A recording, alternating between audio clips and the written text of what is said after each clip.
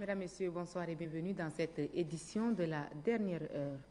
Brazzaville, la capitale du Congo, a accueilli hier la rencontre de présentation du bilan du plan stratégique 2008-2012 de la Banque de développement des États de l'Afrique centrale. Cette rencontre a aussi pris en compte la question du financement des grands projets à exécuter dans les années à venir. Reportage Innocent Kilaï.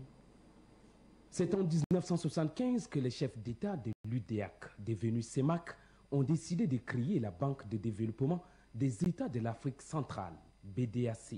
Le 2 janvier 1976, la création de la BDAC devient une réalité avec le démarrage des opérations. Après sa création, la Banque de développement de la sous-région d'Afrique centrale a connu une situation difficile, principalement marquée en ce qui la concerne par des déséquilibres financiers importants. C'est ce qui a amené les responsables de la BDAC à multiplier des efforts de redressement. Le travail du redressement de la banque qui a démarré en 2003 a permis de renouer avec la mobilisation des ressources et les activités de financement. Ces efforts ont débouché sur le plan stratégique 2008-2012 avec une sensible augmentation du capital social de la banque et la définition d'un programme de réforme. La rencontre de Brazzaville vise à faire le bilan de ce plan stratégique 2008-2012. Direction de la banque, qui fait de la réussite des réformes son défi majeur, mettra tout en œuvre pour y parvenir. D'ores et déjà, comme vous l'avez constaté lors des présentations, les services de la banque concernés par les travaux de réforme ont commencé à se les approprier et mettre en place les outils proposés. Cette prise en main permettra, j'en suis persuadé, de transfigurer notre institution. Pour la nouvelle année qui se pointe à l'horizon, la BDAC s'est fixé plusieurs objectifs à atteindre. Il s'agit du financement des grands projets de la sous-région, notamment le projet de la construction des logements sociaux au Tchad, le financement des infrastructures routières qui vont relier les deux Congos et le financement qui vise à mettre en place la compagnie aérienne Air CEMAC. La multiplication des représentations dans les autres pays de la CEMAC n'est pas aussi perdue de vue. L'implication des leaders religieux et traditionnels dans la réduction de la mortalité maternelle s'avère nécessaire dans le Mayo-Kébi-Est. Le gouverneur de la dite région a sillonné plusieurs départements de sa circonscription administrative pour mener un plaidoyer auprès des leaders religieux. Adouma Abdelkader précise. Au Mayo-Kébi-Est, la mortalité maternelle, néonatale et infantile préoccupe les autorités régionales. Et pour mettre les femmes à l'abri du phénomène, le gouverneur de la région a opté pour une sensibilisation auprès des leaders religieux et traditionnels de la circonscription administrative. Dans le département de Mayo-Boné, de Mont-Ili, de la Kabia et de Mayo-Lémier, le gouverneur Jules Mbaïgoto et les responsables de la délégation sanitaire ont rencontré ces composantes de la société. Fort de cette ambition, le gouverneur a procédé également à l'installation dans ces différentes localités les cellules départementales pour le suivi et la mise en œuvre de la feuille de route nationale pour l'accélération et la réduction de la mortalité maternelle, néonatale et infantile. Le gouverneur a invité les chefs religieux et traditionnels à contribuer efficacement à la sensibilisation des femmes pour l'utilisation des services sanitaires afin d'éviter certaines complications avant ou pendant l'accouchement. Plusieurs sujets ont été abordés au cours des différents échanges. Le manque de personnel soignant dans les structures sanitaires et l'automédicamentation sont entre autres problèmes qui contribuent à la mortalité maternelle selon ses responsables locaux.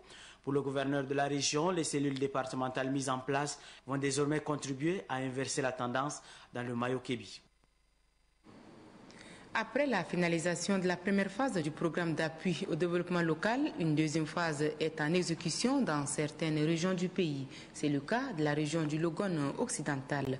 Pour que ce programme soit un succès, l'unité de gestion locale du Pradel 2 a organisé une journée d'information à l'intention des autorités régionales. Adam Abdelkader, reportage. La deuxième phase du projet d'appui au développement local est opérationnelle dans le Logone occidental. Sa mise en œuvre effective nécessite une bonne lecture de son mécanisme de fonctionnement par les responsables locaux. À travers des exposés débats, les différents représentants des services techniques déconcentrés de l'État, ceux des organisations non gouvernementales implantées dans la région, ainsi que les producteurs ont pu cerner la démarche opérationnelle du PROADEL 2, du financement des microprojets au système de suivi et évaluation et les impacts socio-environnementaux, Proadel 2 est présenté de long en large à l'assistance. Pour le coordinateur régional du Proadel, Rassembaye Ngaradumbaye, les réalisations du projet antérieur sont visibles et satisfaisantes. La population du Logone occidental pourra bénéficier davantage des bienfaits de ce projet.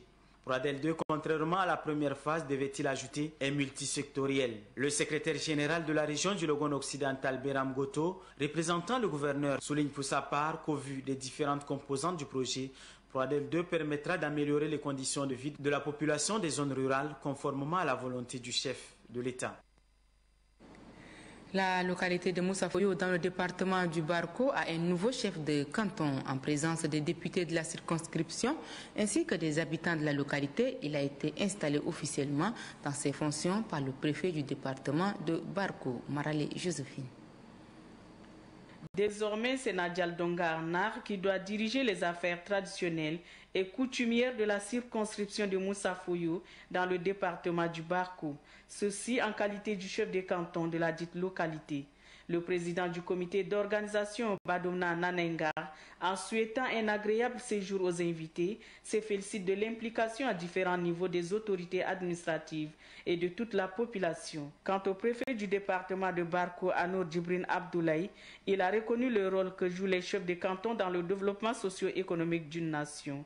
Pour lui, les chefs traditionnels doivent encadrer la population dans l'unité et la cohésion et surtout appuyer les actions des collectivités territoriales décentralisées afin de garantir une paix durable dans leur zone. Pour réussir sa mission, le garant de la tradition, Nadjal Dongar Nar, sollicite le soutien des autorités administratives, militaires et bien évidemment traditionnelles.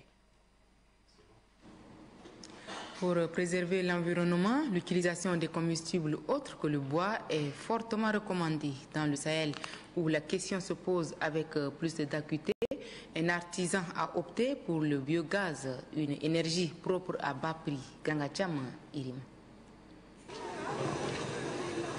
C'est le même goût habituel comme je goûte ça. C'est un verre de thé que l'on peut siroter aisément. Il est obtenu à partir d'une cuisson dont l'énergie est le biogaz. Un résultat issu de 7 ans d'expertise dans le domaine de l'énergie renouvelable.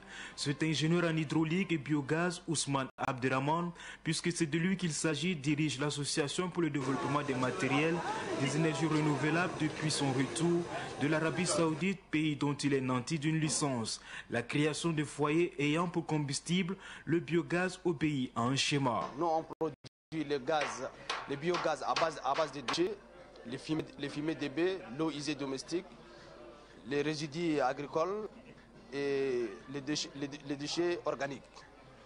Bon, on fait une combinaison dans un central, transformer les bactéries toutes en sucre et acide, puis en gaz qui peut être brûlé comme combustible.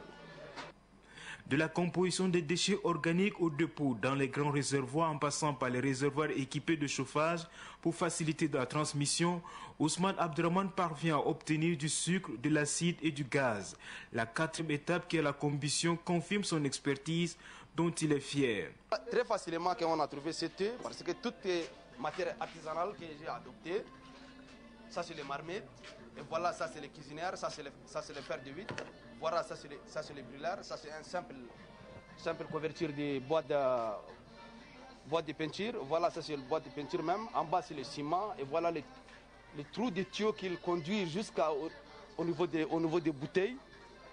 Et quand tu allumes, tu l'ouvres comme simple utilisation comme les autres gaz. Et c'est pour cela que nous disons les biogaz, énergie renouvelable, non risque. Et qui ne pollue pas l'atmosphère, qui ne dégrade pas l'environnement même. À travers le biogaz, Ousmane Abderrahman entend apporter la solution aux ménages qui utilisent le bois de chauffe et contribuent à la dégradation de l'environnement. Nous voulons faire un grand central, les villages isolés qui n'ont pas d'énergie. Nous sommes capables d'installer un central à chaque village qu'ils puissent trouver leur énergie renouvelable sur place. Aujourd'hui, c'est la production d'énergie domestique et demain, si plaît à Dieu, c'est la production d'électricité des dizaines de kilowatts. Le biogaz pour les ménages est une source d'énergie renouvelable dont l'ingénieur entend développer si les moyens nécessaires sont disponibles. Pour cet ingénieur épris de politiques vertes, le biogaz est l'une des solutions pour le développement durable et lutte contre la déforestation dans les pays sahéliens tels que le Tchad. Voilà, ainsi s'achève cette édition de la dernière heure. Merci de votre fidélité et passez une agréable soirée.